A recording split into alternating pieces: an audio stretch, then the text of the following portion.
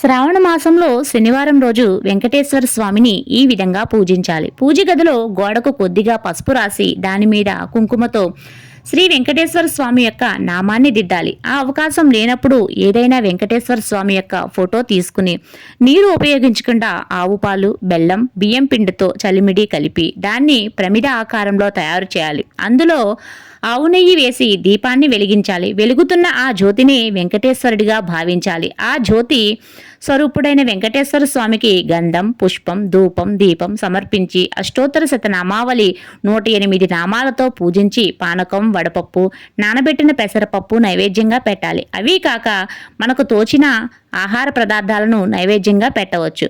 మనసులో ఉన్న కోరికను స్వామికి విన్నమించాలి. దీపం కొండెక్కిన తర్వాత ఆ చలిమిడిని కూడా నైవేద్యంగా స్వీకరించాలి. ఇది శ్రావణ శనివార వెంకటేశ్వర స్వామి యొక్క దీపారాధన. ఈ పూజ చేయడం వల్ల ఎంతో మందికి కోరిన కోరికలన్నీ స్వామి అనుగ్రహంతో నెరవేరు.